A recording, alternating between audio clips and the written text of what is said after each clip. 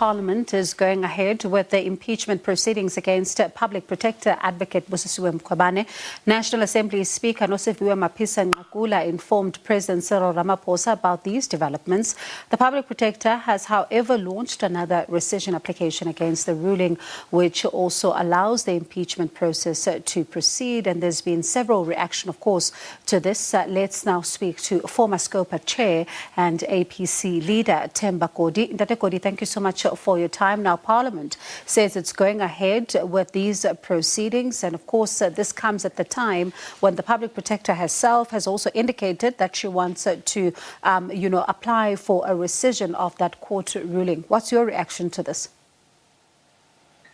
Well, I think that Parliament will proceed nonetheless, because you would note that it is in the interest of some of the key players in Parliament to see this process through. There is an interest in taking it forward, and the fact that the Speaker has written to the President to inform him of these proceedings is actually an indication that Parliament is going to steam ahead, which is very unfortunate, especially seeing that this is the first time in our country that such a process is being undertaken. There's need to move with caution because we're setting a precedent.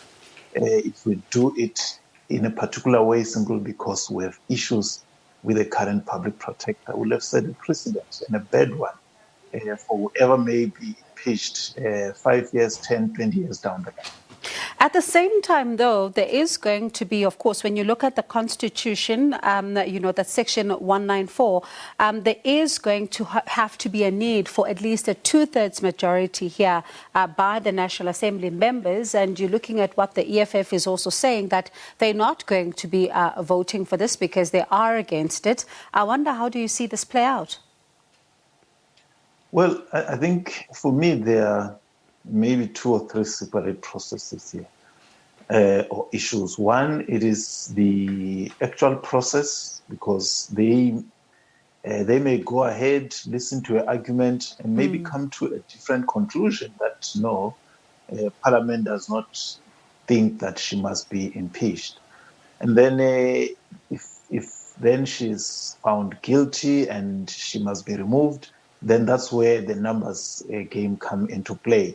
But it might as well be so that in view of the politics around it, those who want to do her down may want the process to play itself out, partly as a way of distracting her from her work in the remaining months, or actually giving the President the opportunity to suspend her, and the process is dragged until the end of her term, so she ends her term in a cloud.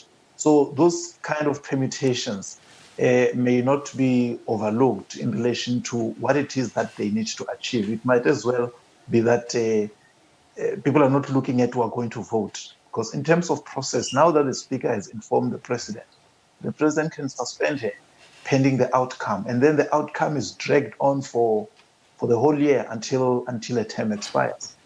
And one of the things, of course, you talk about is that Section 194, of the Constitution allowing the President to do this. But she argues, that although the President in the past has admitted that he may not suspend her because of ongoing litigation, as this may be viewed as a conflict of interest, but also, the Public Protector says that argument by the President may suggest that should litigation, end, which it now has, looking at the CR17 matter as we saw, and in that particular context, then the President, thinks that there won't be a conflict. But she argues that, in fact, she's dealing with matters around, cabinet, even now seized with the complaint by Mervyn Dirks against the President himself. So could it not be a conflict if we see a suspension, as she argues?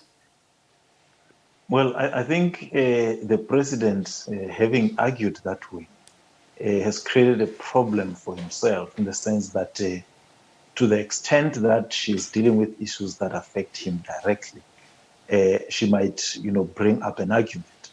But you know that the high pedestals with which our judiciary was held has actually fallen. And there are all sorts of, debates in society about whether our judiciary operates solely and purely on the basis of the law, or they are part and parcel of society and from time to time might be swayed this way and that way because of this or that consideration. So it is possible that she may argue that and still lose, the same way that one judge said a different public protector had a right to refer to other organs of state, but said the other public protector does not have those rights. And it was never a scandal. It was never anything. It came to pass. So I think that the politics around it, aside that, you may not have to argue logically around these matters. It stands to be seen. Like I said, my suspicion is that the intention might as well be to suspend her, drag the process until a term of office ends, and it ends in a cloud. Now, when you then also look at another aspect of the process that finds itself under scrutiny, of course, she took this to court and won. This is along the lines of having legal representation in those particular sittings. While the court has ruled that this may happen, and of course she may have her lawyers there, but there are others who are arguing that she is accountable to the National Assembly and this won't exempt her from answering some of the questions. How do you see, I mean, you're somebody that has chaired a parliamentary process, before, especially when you look at the work you did in Scopa. How does this play around and play itself out, the balance between the legal representation and what she also has to answer? Yeah, that's a tricky one, I must say, because when we're dealing with the annual reports and matters arising out of annual reports, wanted accountability from officials who must explain why they did a particular act or why they took a particular decision.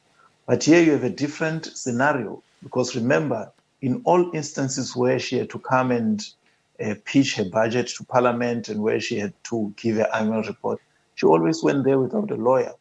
But here she is, she's on trial, so to speak, using processes that deviate from the normal parliamentary oversight processes.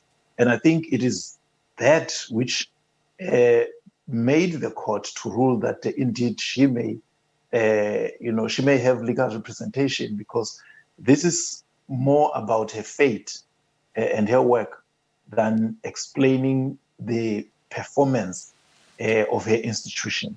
So that, like I say, I think that might actually become one of the issues that makes this to be a protracted process. Mm-hmm. And if those who want her out have the courage of their conviction, like it appears they are when they have to do things that are anti-people, may actually suspend her and drag the process, and at the end say, well, we don't have the 2/3 majority to impeach her, but should have been taken out of the scene in terms of especially some of the matters that you referred to that she's investigating. If she's out, then those matters will be handled by other people, and we may not know what the outcome will be.